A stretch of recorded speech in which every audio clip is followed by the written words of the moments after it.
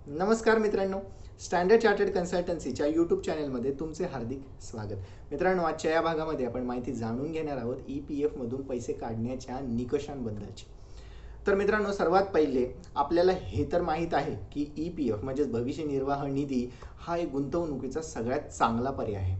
तर मित्रांनो, कधी कधी काय होतं की बरीचशी लोक जी असतात त्यांना EPF मधून पैसे त्यांच्या सेवानिवृत्तीच्या आधी काढायचे असतात. आता ही सेवानिवृत्ती म्हणजे काय? सेवानिवृत्ती म्हणजे EPF विभागाच्या मध्ये एक 55 वर्ष हे जे वय ठरवलं गेलेलं आहे, हे 55 वर्ष वय एखाद्या व्यक्तीचं झालं तर त्यांना त्यानंतर सेवानिवृत्त असं समजलं जातं आणि त्यांना त्यांची PF खात्यामध्ये जमा असलेली रक्कम देऊ केली जाते.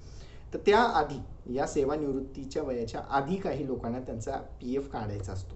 तर ते PF काढण्यासाठीच्या काय नियम आणि अटी आहेत आपण आजच्या या भागामध्ये जाणून घेणार आहोत. तर मित्रांनो, सर्वात प्रथम अशी कोणती कारणं आहेत ज्यामध्ये आपण EPF मधून पैसे काढण्यासाठी आपला दावा दाखल करू शकतो? तर सर्वात पहिले, जर आपल्याला लग्न कार्यासाठी म्हणजेच आपल्या मुलीच्या लग्नासाठी किंवा स्वतःच्या लग्नासाठी किंवा उपचारासाठी, आता उपचारामध्ये यामध्ये आपली मुलं, आपण स्वतः, आपले आईवडील हेही येऊ शकतो, घर बांधणीसाठी म्हणू शकतो, या अशा काही कारणांसाठी आपल्याला आपल्या PF खात्यामधून पैसे मिळू शकतात. जर आपल्या नियोक्त्याने आपल्या खात्यामध्ये 2 महिन्यापेक्षा अधिक काळापर्यंत जर वेतन जमा केलेले नसेल, ठीक आहे, तर अशा वेळेसही आपण आपला EPF खात्यातील जी रक्कम आहे तिच्यासाठी क्लेमचा अर्ज दाखल करू शकतो.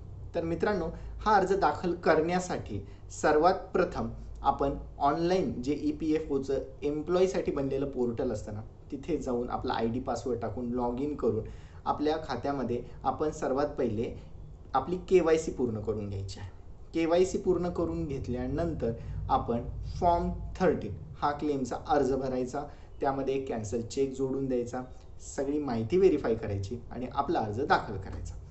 आपण जर नमूद केलेल्या सर्व गोष्टी या बरोबर असतील तर आपला क्लेम स्वीकारला जाऊ शकतो. यामध्ये बऱ्याच व्यक्ती अशा करतात की खोट्या क्लेम दाखल करणे, याच्यामुळे त्यांचे क्लेम रिजेक्ट देखील होतात. लोकांनी हे समजून घेतलं पाहिजे की EPF खात्यामध्ये जमा केलेली जी रक्कम आहे ती त्यांच्या भविष्यासाठी खूप महत्त्वाची आहे, कारण इथे जमा केलेल्या रकमेवरती FD पेक्षा चांगला व्याजदर देखील मिळतो आणि येथे FD पेक्षा चांगल्या व्याजदरापेक्षा एक चक्रवाढ व्याजाचा देखील एक फायदा आपल्याला मिळून जातो.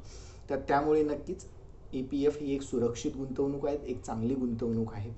गरज नसताना आपण आपल्या EPF खात्यातून पैसे काढणे हे टाळावं. आणि यानंतर एक सर्वात महत्त्वाची गोष्ट ही पण की जर आपण आपल्या 5 वर्ष सेवापूर्तीच्या आधी जर आपल्या PF खात्यातून पैसे काढत असू तर त्यावरती आयकर विभागाद्वारे कर आकारला जाऊ शकतो.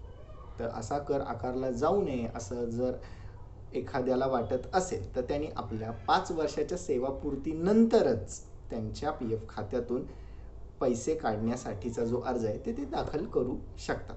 पण नक्कीच शेवटी मी हे सांगेल की तुम्हाला जर गरज असेल, आवश्यकता असेल तरच तुम्ही तो अर्ज दाखल करावा, अन्यथा करू नये, कारण ही गुंतवणूक सगळ्यात चांगली, सुरक्षित आणि घसघशीत असं एक तुम्हाला परतावा देणारी आहे तुमच्या सेवानिवृत्तीनंतर एक स्वावलंबी जीवन जगण्यासाठी.